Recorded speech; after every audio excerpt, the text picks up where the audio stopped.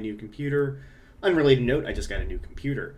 So this is Dan God of Thunder with the new patch notes for Queen of the Underworld. This is like 6.8 question mark 6.7. I don't know. Anyway, new god Persephone. Her first passive is that every time she it's not what was it? Every time gains pomegranate seeds when her harvest plants wither. Okay, so that's whenever a seed is burned. If she has more than 25 seeds, she resists death, continuing to fight at half power for 8 seconds. She is CC immune and damage immune, obviously. Unlike Kumbhakarna and Chiron's passives, she cannot revive under this. She just keeps going, and if she has at least 25, every time she backs, she sells off the remaining seeds. She gets 3 gold each. So you can get up to 225 gold every time you back. It's not that easy to get all the seeds to activate. Wither is when a plant activates. Her basics also are AoE. It doesn't look like they splash, kind of like a Hell Dark Stance 1. It doesn't look like that. It just looks like they have a very wide effect. Her AoE, her auto attack chain kind of looks janky too. She fires like it's off her right hand, her left hand, and then both hands. It doesn't change. She's still a mage, so it's always the same attack.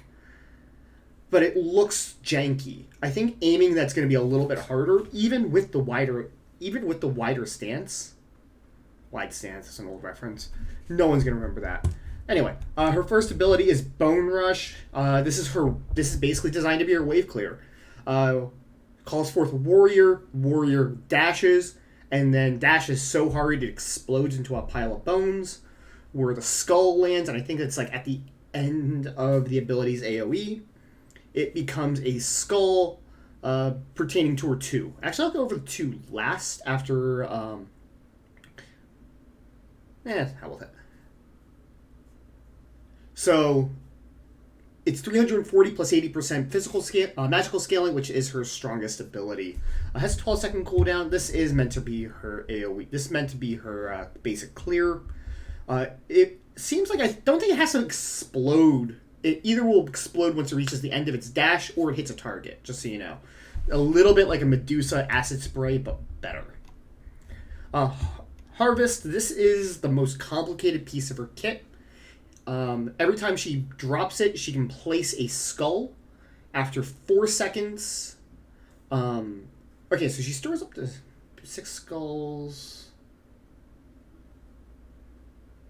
She can have up to 10 on the field. It says she can store up to 6. But there's a cooldown of 8 seconds. Okay, so it's 8 seconds to get one, but she can have up to 6 charges. So she drops it. She can hit it with a basic immediately, which heals her a little bit. 50 plus 10% magical power. If she waits 4 seconds, it becomes a sprout that she can turn into a bomb like an Apuash corpse. If it stays for 24 seconds, or if she uses her flourish ability, more on that later, it turns into a flower, kind of like a Nuai minion that can then hit a target. There is counterplay. The bite attack is pretty powerful, but it does take a little bit of wind up, and you can dodge it. Once it starts its animation, it roots its position and its movement, so you can get away from it.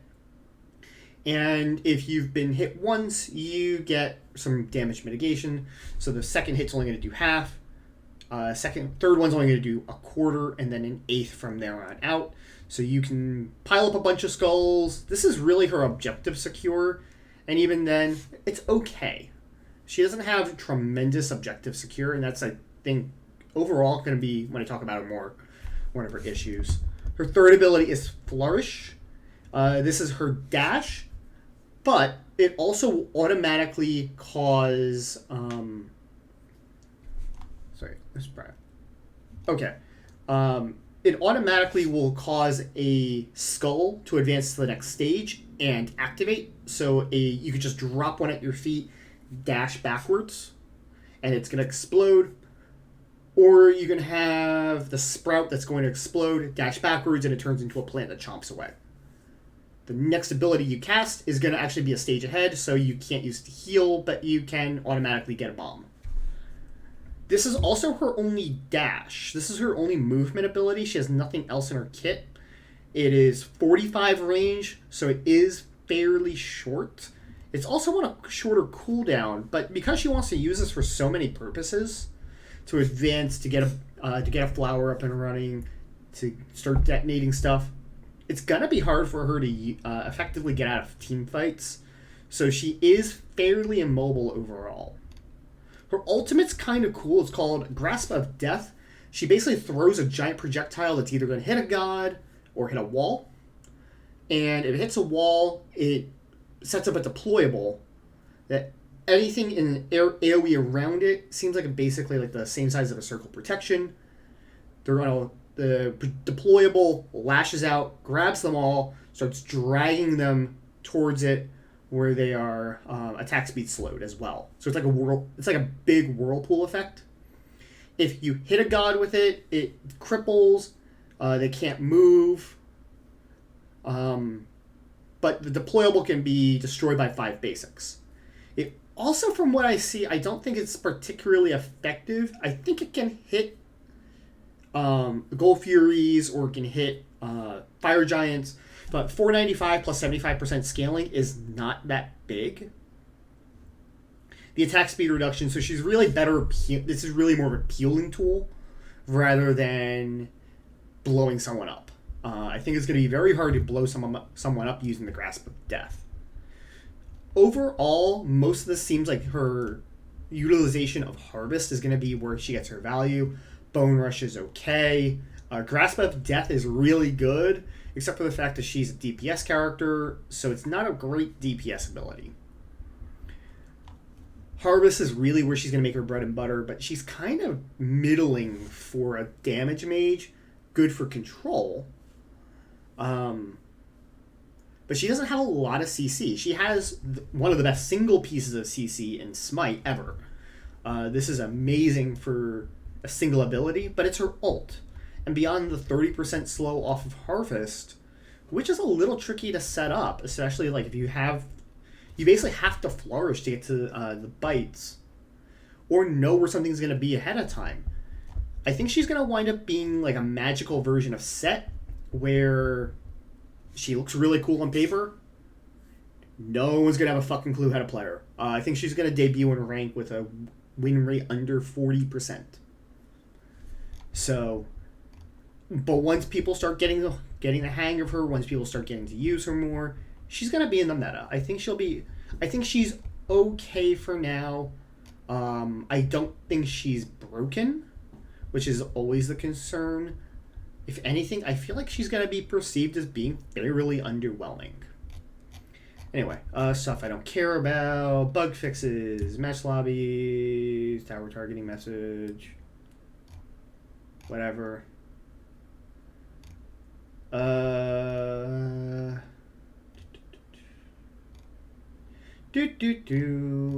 don't think any of these are super big. Fail Not doesn't allow Olorun to crit, now it will, which is good. Project Olympus, I don't care.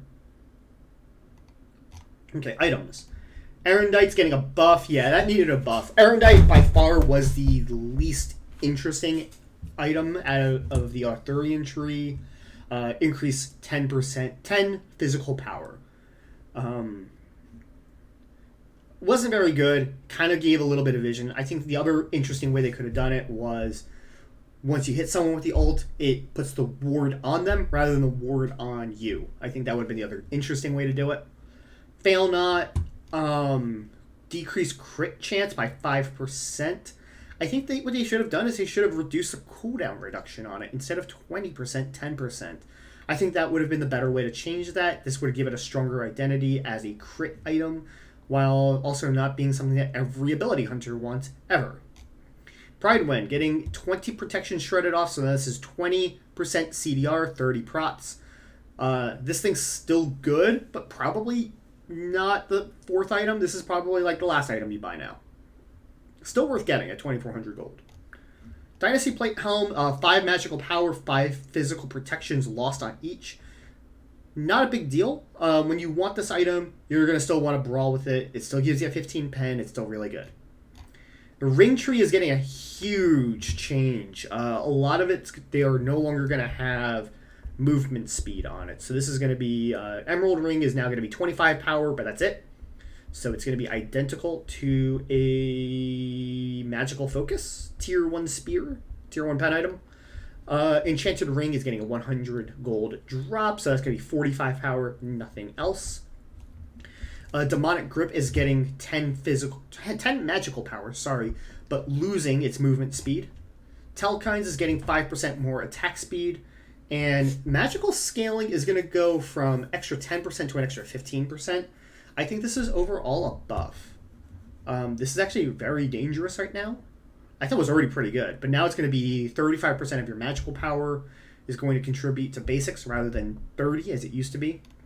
The Shaman's Ring is getting a 100 gold increase, 10 magical power, so now it's moving up to 110, and adding 10 CDR, removing 10% movement speed.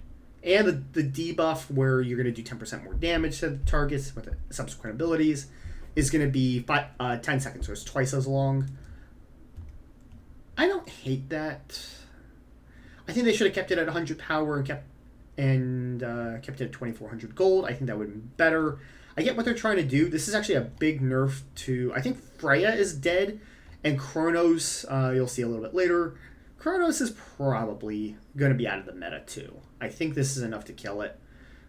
Soul will still be fine, but you're going to build her as a mage again in the mid lane. But what I really don't like is that every item usually gives 2 stats. Not a lot of items just have an identity with 1 stat, which is kind of what this is doing now. I feel like they should add something to Enchanted Ring and run through the Demonic Grip, Telkines, and Hasten Ring. Hasten Ring, by the way, is still going to keep its speed as part of its identity. They should put something on Enchanted Ring. Similar vein, Katana Tree is actually getting a movement speed reduction, not an elimination. So these are a little bit less useful now that they're not giving as much. Masamune is giving 50 extra health, but 3% movement speed reduction. Overall a nerf, but no one was really buying Masamune anyway. It does everything kind of well, but nothing well enough. Stone Cutting Sword is getting a movement speed reduction, just a straight nerf. The other items, Hasten... I think it's just Hasten Katana now. It used to be Heartseeker as well. Hasten Katana is going to stay at 10%. Bumba's Mask, you're going to do less damage, and you're going to take more damage. So this is all trying to kill the movement meta, which probably is a good thing, especially at higher levels of gameplay. Higher than where I'm at, admittedly. But we'll see. I don't know if this is too much. This is a 30% swing from 20%. Not sure. Anubis is getting another 110 HP at level 20. He is also going to use less mana, and he's going to have Grasping Hands up more often. This makes him more dangerous, but it doesn't change his basic problem, is that half of his kit roots himself, and his CC sucks. Until they fix that, which is going to require a complete kit overhaul, Anubis is going to remain nothing more than a pub stomp. Speaking of pub stomps, Arachne is getting some nerfs. Venomous Bite is having its base healing reduced by 20% overall, and the web is going to slow you down by 10% less. It means it's harder for the team to catch up. If Arachne is still skittering along the web, she is 40% faster. She is still going to catch you. We'll see. Arachne sits at this balance point where she's always going to be very good in casuals, ranked because no one talks to each other or no one talks effectively. But she sucks once people can communicate and group together. That's Arachne's weakness. She's not a good team fight. She's a pick-off specialist. We'll see. Hopefully this threads that needle. I don't know if it does. Again, she's still going to catch you in the web. Is this 20% less healing than before enough? Not sure. Chiron is going to get more base attack speed, and the slow is going to go up on the Masterful Shot. I'm not sure how to feel about the extra slow on that, because you're usually using the Masterful Shot towards the end of the fight, especially once you've got the target marked, and especially if you get the swag strat where it's going to kill them. If not, you're going to want to pick them off after they've gotten out, or they're going to die, or you can hit them hard. Masterful Shot as a utility tool, not the most practical. So we'll see. I like Chiron. I think he's a lot of fun. I'm not sure if these matter. I really don't think they do. Kronos is already getting hit really hard with those changes to the rings, but he's also going to lose 10% of his base movement speed bonus off the accelerate. So I think this means instead of 25 to 50% movement speed, it's going to be 15 to 40, which is a good change. We'll see. I think he'll be okay. He'll be, usable, I think, in the next patch. But I think him being first ban material will thankfully go away. Hera is getting 20 damage up front on Polymorph. Still has the same ending point, but it's going to be 20 more damage at level 1. Hera's not really used too much. She's not that great. Not a bad change. This is a good way to make her, because she's a very late game focused. This is a way to bring her into the late game a little bit more easily without making her late game any worse. Or more oppressive is probably the best way to phrase it. Isis has been around a lot now lately. If you played Smite or watched Smite at all, Circle of Protection, decreased mitigations 5% at all ranks from 25 to 20. This is still really good. I think they need to scale back Dispel Magic. They don't need to kill it back to what it was, but they need to scale it back a little bit, I think. It gives a little bit too much. I think that's where the focus is. Circle of Protection makes team fighting very hard. This is a good change. That and a little bit of change on the Dispel Magic, I think will put her in a decent spot. Giannis is getting 1 second cooldown reduction on his only practical way to hit people on the Stable Vortex. Good change. Jormungandr is on paper getting a nerf, but it wasn't calculating right. Surprise, surprise. High-Res doesn't do something, doesn't know how to do numbers. So their intention is that they're going to change the scaling and fix the calculations, which should largely keep his power level the same. We'll see. Oleron is doing more damage late game. I believe this is his... I think this is his 1. I could be mistaken. It could be the damage off the 2, but I don't think it is. 5 damage extra per level. Another 50 HP on base, so he's now in the middle of the pack for hunters and not a mage, because he was always designed to be a hunter. Oleron needed nerfs, not a buff. And the nerf that Oleron needs is that when he dies, his ultimate dies. Otherwise, I think he's okay. That's the only change that need to make. I think that would put him in balance. Giving him more stuff, I don't think was necessary. He's already pretty good.